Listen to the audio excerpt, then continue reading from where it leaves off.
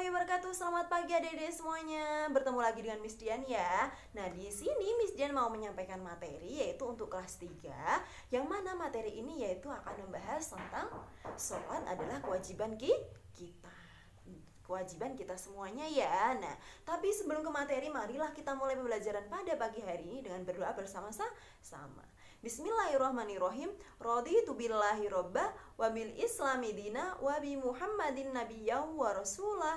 Rabbi zidni ilma warzuqni fahma. Amin ya rabbal alamin. Semoga dengan lantaran doa tersebut dapat memperlancar kegiatan kita pada pagi hari ini ya nak ya. Nah, langsung kita ke materi ya. Nah, pada pagi hari ini Miss Dian mau menjelaskan materi yaitu tentang sholat adalah kewajiban kita semuanya ya. Nah, sebelum kita ke materi selanjutnya yang lebih dalam tentang sholat, contohnya tentang tata cara sholat aja, tentang ayat-ayat yang harus dibaca ketika sholat itu apa aja. Nah, kita harus tahu terlebih dahulu dong, apa sih artinya dari sholat itu sendiri, maknanya itu apa sih. Nah, ayo kita bahas sama-sama. Yang dimaksud dengan sholat menurut bahasa adalah doa. Jadi yang dimaksud sholat itu secara bahasa adalah doa ya. Nah, kemudian secara istilah yang dimaksud dengan sholat adalah ibadah yang dilakukan yang terdiri dari perbuatan dan juga perkataan yang diawali dengan takbiratul ihram dan diakhiri dengan salam. Yang tentunya di dalam sholat itu sendiri terdiri dari ada syarat sah sholatnya, ada syarat wajib sholatnya, ada rukun-rukunnya. Nah, itu semuanya harus kita pelajari sama-sama ya, biar kita semuanya tahu dan harus dilaksanakan ketika kita mau melaksanakan sholat. Nah, kemudian untuk sholat itu sendiri dibagi menjadi dua ya, yaitu yang pertama ada sholat fardu dan yang kedua juga ada sholat sunnah. Nah, sholat fardu itu apa sih? Nah, sholat fardu itu adalah sholat yang wajib kita laksanakan oleh semua individu orang muslim. Nah, jadi kewajiban untuk kita semuanya untuk mendirikan sholat itu wajib ya, jadinya harus dilaksanakan. Nah, contoh dari sholat fardu itu sendiri apa aja sih macam-macamnya? Nah, di sini ada sholat duhur, ada sholat asar, ada sholat maghrib, ada sholat isya, dan ada sholat subuh. Nah, yang mana semua sholat itu 5 waktu itu harus kita laksanakan tanpa terkecuali. Nah, kemudian untuk sholat sunnah itu sendiri, contohnya apa aja? Untuk sholat sunnah itu contohnya ada sholat idul fitri, ada sholat rawatib, ada sholat gerhana, ada sholat istikharah, dan beberapa sholat yang lainnya. Sudah dijelaskan tadi bahwasanya sholat fardu atau sholat wajib yang wajib dilaksanakan oleh semua umat muslim yaitu ada 5 tadi.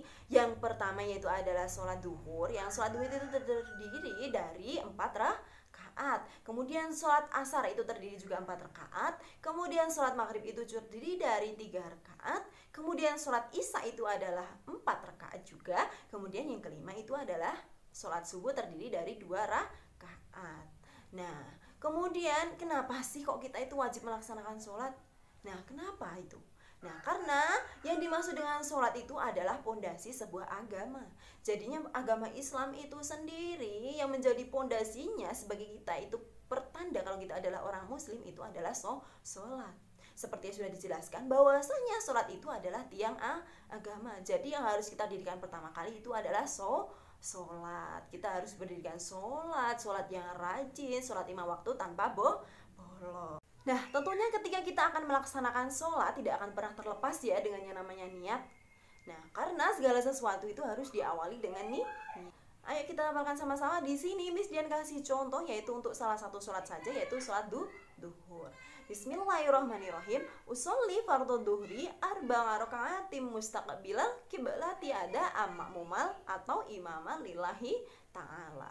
Nah, jadi ketika kita posisinya sebagai imam yaitu niatnya adalah imaman lillahi ta'ala. Kemudian yang kedua ketika kita posisinya sebagai makmum yaitu niatnya adalah makmuman lillahi ta'ala.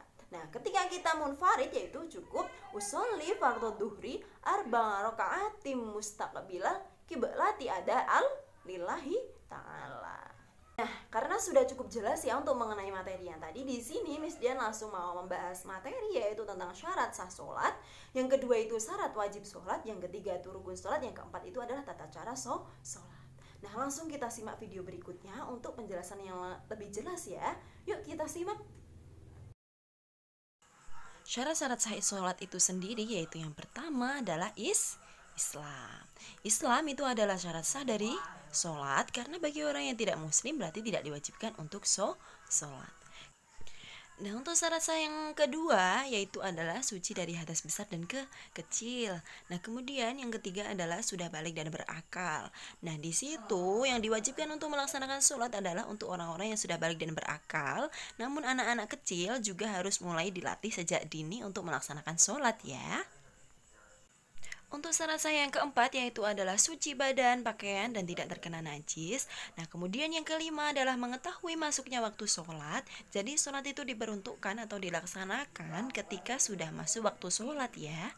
Nah, kemudian yang keenam adalah menghadap kiblat. Yang ketujuh mengetahui yang rukun dan mana yang sunnah.